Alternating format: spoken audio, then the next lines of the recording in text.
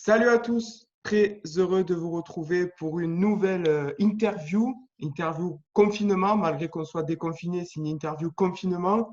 Avec moi, toujours pour m'accompagner, Lucas Brousse. Salut Lucas. Salut Enzo, bonjour à tous. Merci de nous retrouver. Et ouais, on continue de travailler, on s'arrête plus, nous. Alors, émission spéciale avec un invité spécial. Je ne vais pas le présenter moi, j'ai fait une petite vidéo et pour que vous deviniez, vous chez vous, notre invité, j'envoie. Hello to you. Face contre face, il vient de l'écraser. Qui lui aussi vient d'être balancé par où? Par-dessus la troisième corde. Tempête suicidaire. J'ai les épaules comme Sarkozy, puis vous prenez l'accent pied noir comme Roger Alain. Faites-moi Navarro, j'écoute. Non, faites bien fini, où ça? Où ça? Dans le poteau. Dans le poteau. Dans le poteau. Mesdames et messieurs, le show le plus électrisant du paysage audiovisuel francophone mondial, le PAFM. Mange-la, ma canne d'hostie, tu la sens, ma canne d'hostie, mange-la. T'aimes le bois? Eh ben, je vais t'en donner du bois. La nanana, la nanana, Lana en slip. Wouh! Quand il le prend dans ses bras, qu'il lui parle tout bas. Alberto, El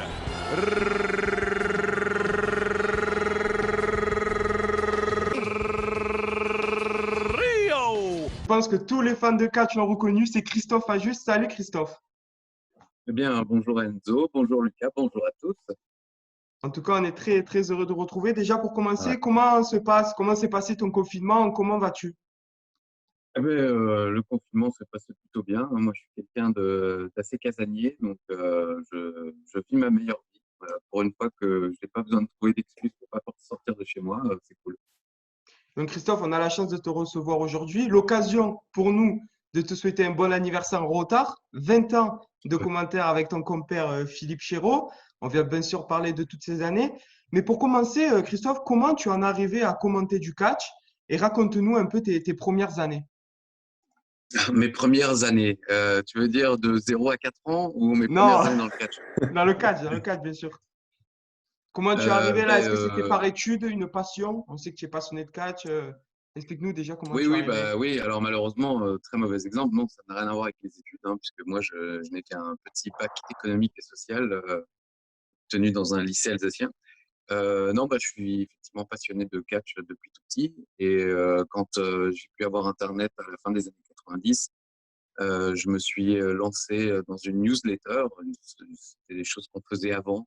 Hein, pour les plus anciens qui nous regardent, il y avait déjà des sites Internet, mais c'était plus compliqué à faire. Donc, on faisait des newsletters, on envoyait des courriers gratuitement dans les emails des gens avec des news, des rumeurs, des résultats, des articles.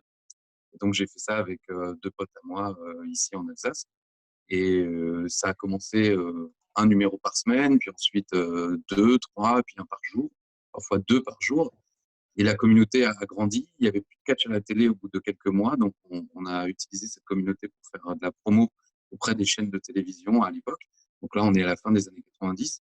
Et la chaîne RTL9, à l'époque, m'a répondu en me disant, écoutez, ça tombe bien que vous nous envoyiez ce mail parce que on va diffuser du catch. Donc, faites la promo dans votre newsletter, parlez-en aux fans. Donc, c'est ce qu'on a fait. Et la première émission a été diffusée, c'était Philippe Chéreau et un autre commentateur, et malheureusement, ils connaissaient rien. Donc, moi, j'avais même pas la chaîne, mais les gens m'ont écrit en disant, ah, c'est n'importe quoi, ils racontent n'importe quoi. Donc, j'ai réécrit à la chaîne de télé en leur disant, écoutez, comment voulez-vous, si eux-mêmes ne comprennent pas, qu'ils puissent expliquer aux gens qui regardent. Donc, Parce que c'est un si vous avez besoin vocabulaire d'infos, spécifique, le catch. oui, et puis il y a quand même, outre le vocabulaire, les catcheurs, leur carrière, les titres, ce que Exactement. représentent les titres, pourquoi tel match, pourquoi tel gars affronte tel gars. Donc moi, je leur ai proposé des infos, des bios, et la personne à RTL9 a répondu, bah écoutez, l'un des commentateurs va partir, donc si vous voulez venir tenter le coup à Paris de faire un casting, venez. Et donc, ben voilà, j'avais 19 ans, je prenais le train pas tout seul, j'étais avec mon sac de lycéen encore. Et j'ai fait le casting. Le directeur de casting, quand je suis sorti, a dit à Philippe devant moi, bon, c'est de la merde, il a une voix d'enfant, on va pas le prendre. Et, euh, et heureusement, Philippe Chiraud lui a dit, c'est vrai qu'il a une voix d'enfant, parce que j'avais pas mué, donc j'avais une voix d'enfant de 12 ans. Et Philippe Chiraud lui a dit, bon, on a fait 40 minutes, on n'a pas coupé, Visiblement, il arrive à parler, donc on rajoutera des graves pour le son. On va tenter le coup. Et voilà. Donc, ça fait 20 ans et je vois quasiment tout comme Et comment se sont passées tes premières années? C'était pas trop compliqué de faire un duo avec une personne que tu ne connaissais pas? Non, pas franchement. Le plus dur, c'était plus peut-être moi qui étais fan de catch et qui allait sur les sites et les forums et tout ça, de lire les critiques des gens. Ça, c'était difficile. Au début, ouais, c'est Mais Ouais. compliqué. Mm. oui, vous le viviez peut-être aussi Nous, pour dans l'instant, votre ça va. émission. Pour l'instant, Ah, non, les ça va. gens sont gentils. Pour l'instant. Ce qui est Ouais, bah, ça dégueu. viendra. T'inquiète pas, Pour je m'en l'instant, occupe. voilà. Non, mais voilà, ouais, au début, c'est effectivement difficile. Enfin, ça l'est encore aujourd'hui, hein. Parfois, quand je lis des choses, ça peut me pourrir une journée, une semaine, Ouais. parfois même un mois. Mais Philippe Furo, non, c'était facile parce que Philippe, c'est vraiment quelqu'un, il est vraiment gentil dans la vie et il avait vraiment envie que ça fonctionne. Il avait vraiment compris qu'il y avait une demande autour du catch, donc il était content d'avoir un fan qui puisse lui donner, bah, voilà, le nom des prises, le pourquoi du comment, des matchs et tout ça. Donc non, ça avec Philippe, c'était assez facile. Il m'a tout de suite laissé de la place pour parler. Maintenant, aujourd'hui, je lui bouffe 90% de l'émission, mais avant, c'est lui qui devait se taire pour pouvoir me laisser parler parce que je n'osais pas. Et pour ça, c'est quelqu'un de très honnête et de très, comment dire, un bon camarade, quoi. Et qu'as-tu appris à ses côtés? Ah bah, tout, puisque moi, je savais rien. J'ai pas fait de formation, j'étais pas journaliste, C'est je lui qui n'avais t'a jamais. formé, ouais. Oui, voilà, oui. Heureusement, on parle bien professionnellement, hein, parce que pour le reste, non, mais voilà.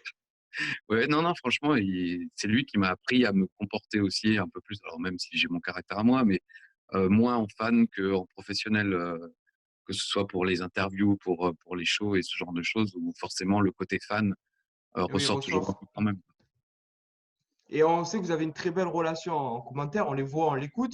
Est-ce que vous avez une relation hors catch? Est-ce que vous vous voyez ou pas? Ou est-ce que c'est vraiment un professionnel ou vous êtes venus de vrais amis? Ah non, bah, je pense qu'on est devenus de vrais amis. Après, on se voit peu hors catch dans la mesure où on se voit déjà pas mal pour le catch et qu'en plus, on ne vit pas du tout au même endroit, hein. Moi, Tu es je vis en alsacien, toi? Alsace. Hmm. Même si on travaille à Paris, bah, je fais des allers-retours en train parce qu'aujourd'hui, avec le TGV, ça va vite. Lui, il habite en région parisienne. Mais je veux dire, on a suffisamment fait. À l'époque où on commentait les DVD, on était ensemble quasiment tous les jours de la semaine pendant 5, 6 heures d'affilée. Il y a une période où il me voyait plus que sa propre famille. Donc, non, et puis voilà, on a fait pas mal de voyages aux États-Unis, pas mal de voyages en France pour les différents shows de la WWE. Donc, on est toujours heureux de partir ensemble parce que voilà, on s'entend super bien. Moi, je le fais chier pour certains trucs, il me fait chier pour d'autres.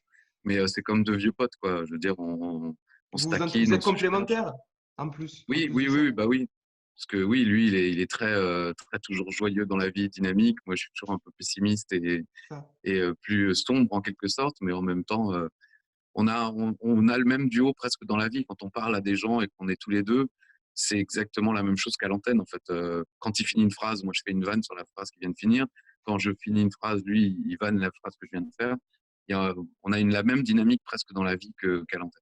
Et ce que tu nous dis là, que vous avez la même dynamique dans la vie, ça se ressent dans vos commentaires. Ça montre aussi que vous êtes vrai et que vous ne faites pas ça. Bien sûr, vous en rajoutez un petit peu, c'est normal, mais vous êtes Bah comme oui. ça. Vous ne prenez pas une personnalité autre et c'est ça aussi que je pense que les gens apprécient également.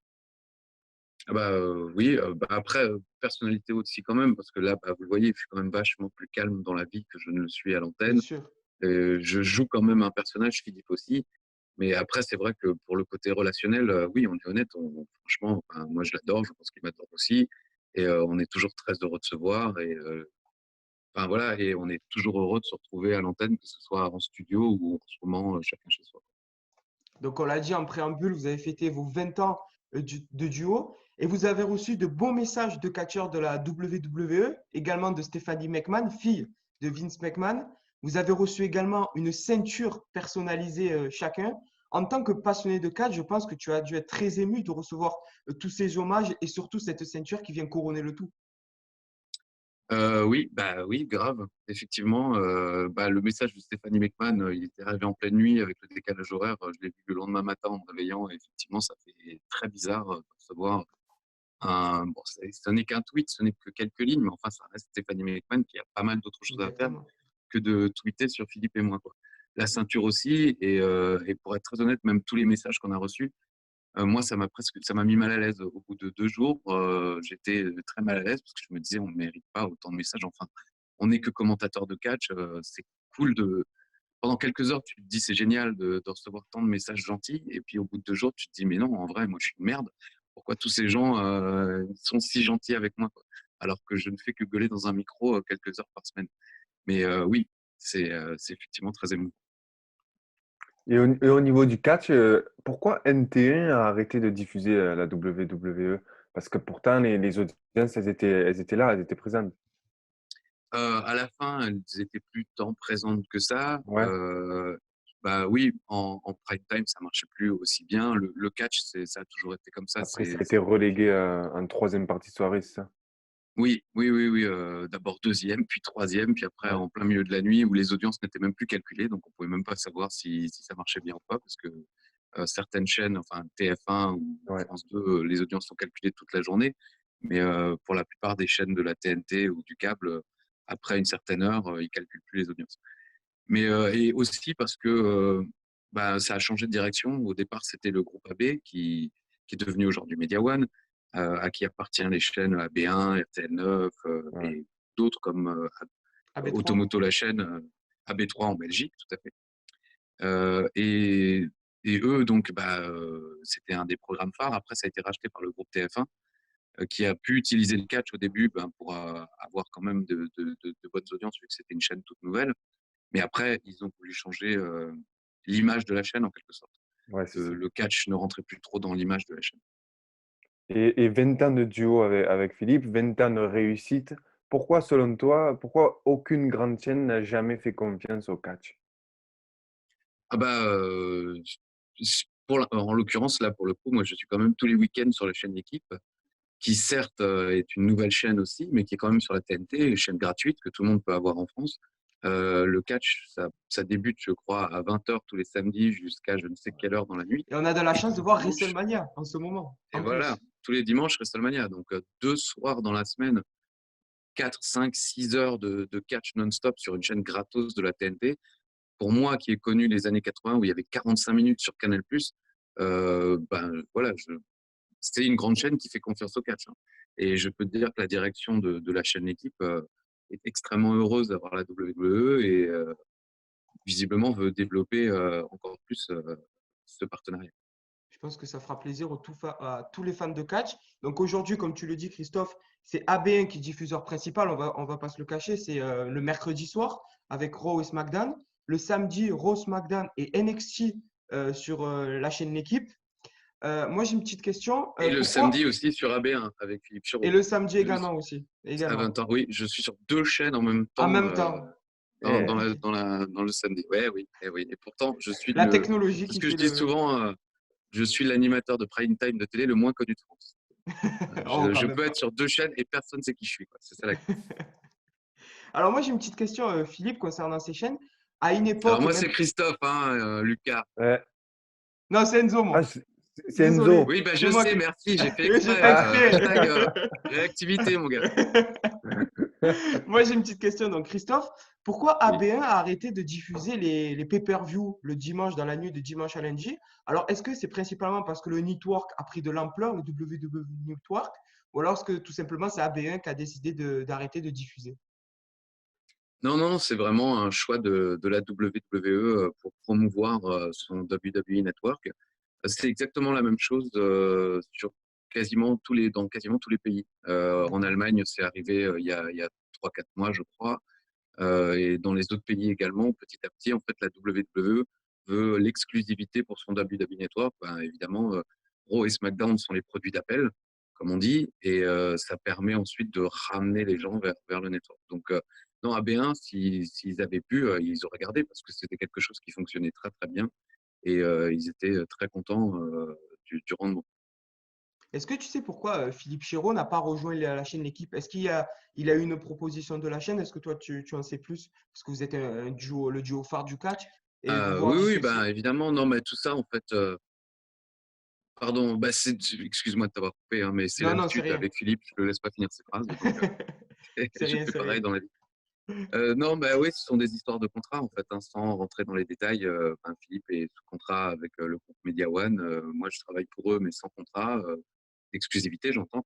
Et donc, moi, j'ai plus de liberté par rapport à ça. Et malheureusement, Philippe n'en a pas autant. Donc, lui, il reste sur AB1, sur Automoto la chaîne avec Patangeli pour les courses de NASCAR. Et voilà, moi, j'ai pu aller sur la chaîne équipe pour commenter avec Florian Gazan. Alors moi, j'ai une dernière petite Et question ce avant de rôle, laisser la parole vas-y, vas-y, Enzo. à Lucas. Est-ce que vous, commentateurs, que ce soit en France ou même à l'étranger, est-ce que vous avez un contrat ou pas du tout avec la WWE? Ça dépend. Moi, pour le coup, pour être totalement transparent, j'ai un contrat avec la WWE pour la chaîne équipe. C'est-à-dire D'accord. que mon travail pour la chaîne équipe m'est rémunéré par la WWE. Après, pour les commentaires sur AB1, c'est pas le cas. Donc, je sais que voilà, dans d'autres pays, c'est exactement la même chose. Il y en a qui sont sous contrat avec la WWE, d'autres qui sont sous contrat avec la chaîne de télé pour laquelle ils travaillent. Ça dépend vraiment des diffuseurs et des manières dont sont vendus les contrats aux différentes chaînes de télé. Ok, d'accord. Et Christophe, ce rôle que tu as d'être du côté des méchants, c'est toi qui as fait ça ou c'est naturel? C'est naturel, je suis un connard, hein, donc je joue. Non, bah, oui, c'est moi qui ai fait ça, et c'est naturel à la fois. En fait, c'est parce qu'au début, quand j'ai commencé, j'avais 19 ans, donc j'étais un vieil adolescent avec une voix d'enfant, donc je répète. Et donc, forcément, moi, je préférais les méchants. On faisait la WCW pour les anciens. Il y avait le gang de la NWO qui était les méchants par excellence. Moi, j'adorais ça dans la vraie vie. Donc, forcément, je le défendais aussi à l'antenne. Et puis, Philippe, ayant toujours eu ce rôle un petit peu de gentil, il le joue aussi dans les émissions, quoi. C'est à la fois venu naturellement et en même temps, on ne s'est jamais vraiment dit, je crois, tiens, toi, tu vas défendre les gentils, moi, les méchants. Ça s'est presque fait naturellement. Alors Christophe, je vais prendre un peu les rênes de cette interview. Je vais vous poser des questions et tu vas devoir y répondre Ah bah succinctivement. merci, ça s'appelle une interview, bravo. Non, mais Là, plus Il rapide. réinvente. c'est D'accord, ok. différent, c'est une séquence. Alors, ton meilleur souvenir de catch? En tant que commentateur, c'est WrestleMania 30 où on a pu faire notre entrée dans le Superdome de la Nouvelle-Orléans. En tant que fan, les Saturday Night Main Event, la Mega Powers contre la Twin Towers, vous êtes trop jeune, vous n'étiez même pas né. Mais voilà, c'était devant ma petite télé, parents, et j'étais comme Et je crois que vous êtes fait même huer, il me semble, Le non? Tu catcheur avais qui t'a raconté le cette, plus... Vas-y, tu avais vas-y. raconté cette anecdote, non? C'était pas à WrestleMania 30 ou alors c'était ailleurs peut-être. Je dois me tromper. Non, non, à WrestleMania 30, on s'est fait applaudir pour le coup parce qu'il y avait Ah, quelques Français. Non, c'était lors d'un Raw au lendemain d'un SummerSlam au Barclays Center à Brooklyn. On s'est fait annoncer pour aller commenter Raw au bord du ring et le public nous a sifflé. Et effectivement, mais c'était une bonne expérience. Le catcheur qui t'a le plus inspiré, Christophe? Euh, à la fois Macho Man Randy Savage, qui était mon catcheur préféré quand j'étais gosse, et Ric Flair pour ses promos et son dynamisme au micro. Le catcheur qui t'a fait aimer le catch?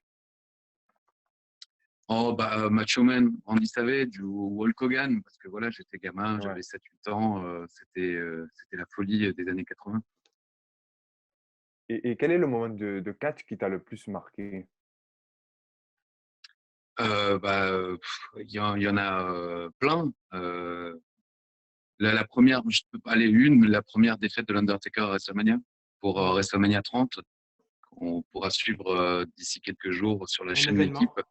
Et voilà, j'étais au bord du ring et c'était quelque chose, on ne s'attendait pas à ça, donc c'était vraiment un moment assez fou. Et le plus grand catcheur à tes yeux?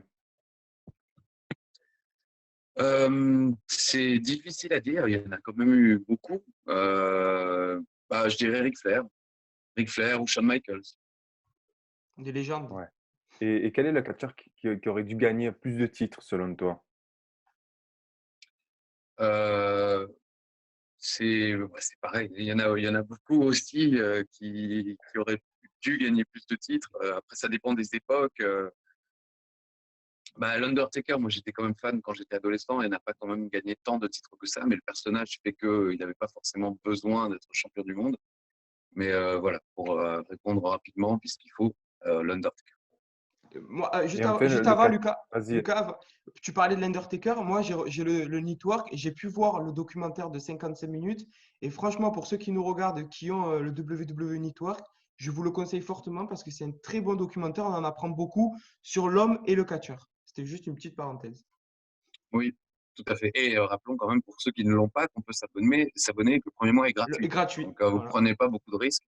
Vous pouvez voir ce documentaire que j'ai pas encore vu, mais qui effectivement a beaucoup de très bonnes reviews, comme on dit. Ah. Et enfin, Christophe, le catcheur que tu aurais aimé voulu être. Tu aurais aimé, Catché. tu aurais aimé être. Pas facile la question. Il a regardé son papier. Il était plus sûr du sens de C'est la ça. phrase. Que tu aurais voulu aimer être. Bon,